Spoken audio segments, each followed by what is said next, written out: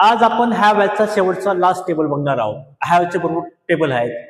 तुम्ही कधी कोणाला असा प्रश्न विचारतात का, अरे त्याच्याकडे पेन का बरं नाहीये, हा त्याच्याकडे पुस्तक का नाही असं म्हणतात, कधी कधी म्हणतात तुम्ही. ओके, त्याच्याकडे काय नाही आहे, तर तुम्हाला अशा वाक्यांचा वापर करायचा असेल तर तुम्हाला हा टेबल लक्षात घ्या. हा सुद्धा सिंपल प्रेझेंटेशन आहे आणि हा 12वा भाग आहे.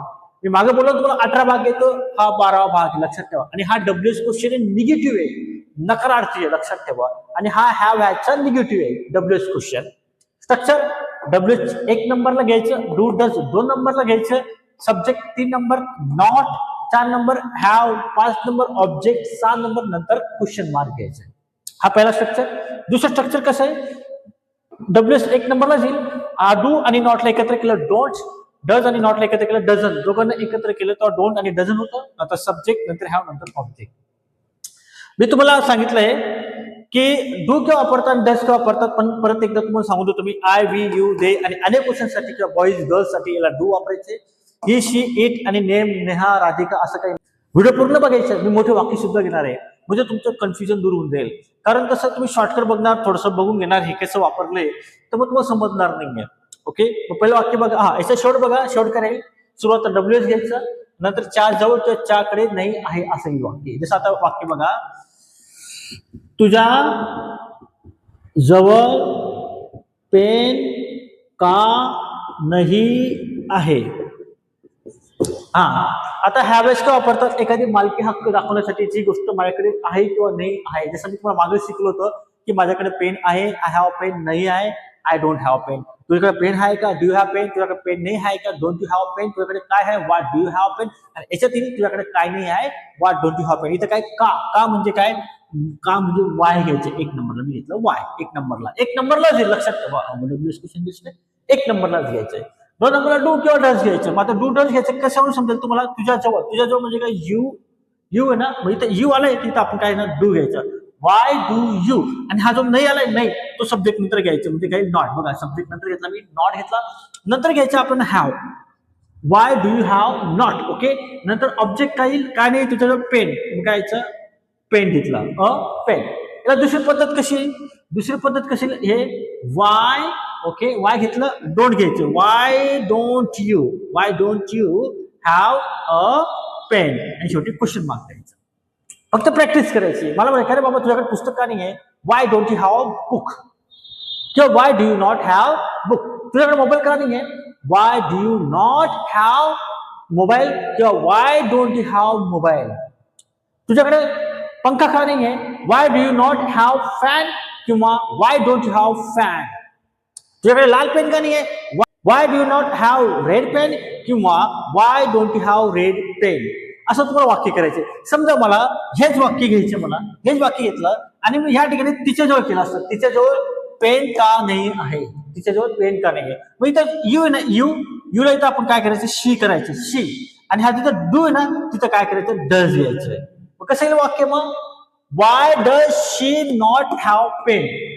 आणि इथं डोंट आहे, इथं काय घ्यायचं आपल्याला, डझन घ्यायचं. वाक्याच काय बदल नाही करायचंय. मग आता कसाला येईल, मग why doesn't she have pen.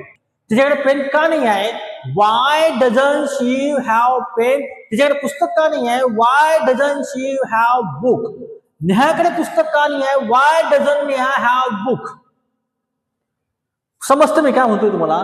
तुमच्या वडिलांकडे कार का नाही आहे, Y doesn't your father have car. वाक्य समजलं तुम्हाला. आता मी तुम्हाला आता मोठं वाक्य घेतो, म्हणजे तुम्हाला अजून चांगलं समजायला लागून जाईल. मी 3-4 वाक्य मोठं घेतो आणि 2-3 वाक्य तुम्हाला जमलं तर मी सोडवायला देईल. आता हे मोठं वाक्य तुम्हाला दिसतंय, बरोबर आहे. जरी मोठं वाक्य आलं तर आपण आता हे वाक्य करायचा प्रयत्न करू.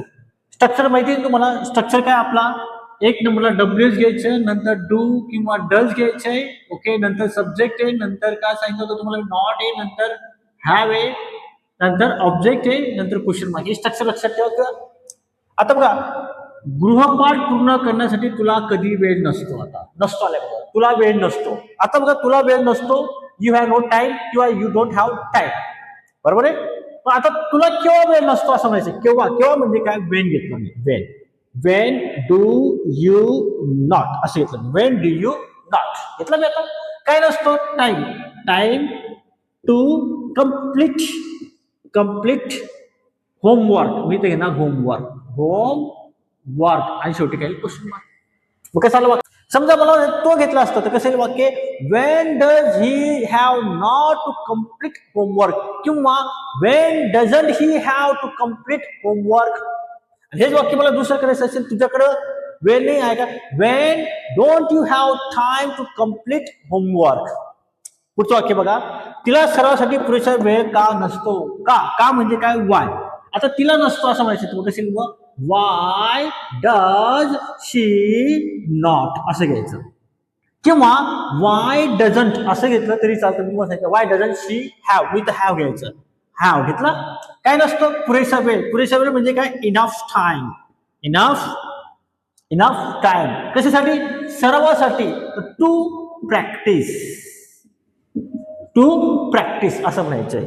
मग आता तुम्हाला म्हणायचं तुझ्याकडे इथं मला तुझ्याकडे म्हणायचं असेल की तुझ्याकडे पुरेसा वेळ नसतो का प्रॅक्टिससाठी मग कसं येईल why do you not have enough time to practise किंवा why don't you have enough time to practise. नेहाकडे म्हणायचं असेल तर कसं येईल मग why doesn't Neha have enough time to practice.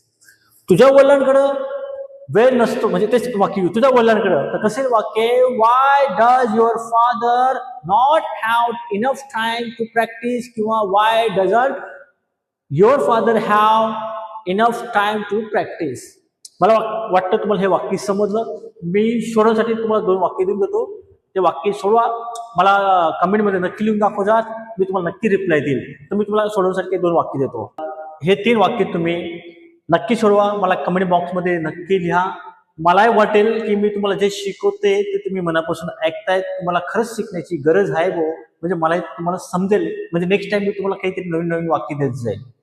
पहिलं वाक्य बघा परीक्षेत त्याच्याकडे का इथं बघा परीक्षेत त्याच्याकडे का पेन नसतो किंवा पेन नाही आहे असं आलं तर नसतो बी येतो किंवा नाही आहे बी आलाय. आता तुम्हाला काय का म्हणजे वाय आणि त्याच्याकडे कसं घ्यायचं आपल्याला Y does he not have किंवा वाय डझंट ही हॅव एवढं सुरुवात झाली. काय नसतो पेन आणि परीक्षेत म्हणजे इन द एक्झाम. पुढचं बघा इंग्रजी बोलताना विद्यार्थ्यांकडे आत्मविश्वास का नसतो. आता का म्हणजे वाय बरं. आता विद्यार्थी अनेक आले कसे मग वाय डू स्टुडंट्स अनेक क्वेश्चन स्टुडंट्स नॉट हॅव किंवा वाय डोंट स्टुडंट्स हॅव एवढा काय नसतो आत्मविश्वास कॉन्फिडन्स किंवा नसतो. इंग्रजी बोलताना म्हणजे वाईल स्पीकिंग मी अगोदर सांगितलं वाईल स्पीकिंग लिहिताना वाईल रायटिंग खेळताना वाईल डान्सिंग तर मग बोलताना वाईल स्पीकिंग इंग्लिश असं घ्यायचंय आणि वाक्य तुम्ही त्या पद्धतीने करायच्या. आणि शेवटचं वाक्य बघा शाळेत आपल्याकडे नियमित सराव सत्र का नसतात.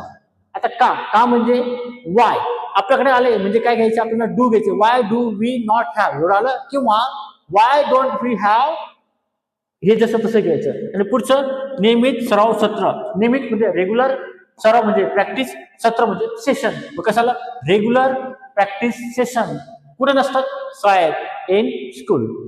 मला वाटतं तुम्ही हे वाक्य तुम्हाला समजलंय. छोटं वाक्य पण घेतलं आणि मोठं वाक्य पण घेतलं. तुम्हाला जर हा व्हिडिओ आवडला तर नक्की लाईक करा शेअर करा कमेंट करा आणि जे नवीन असतील त्यांनी या चॅनल नक्कीच सबस्क्राईब करा. Thank you very much.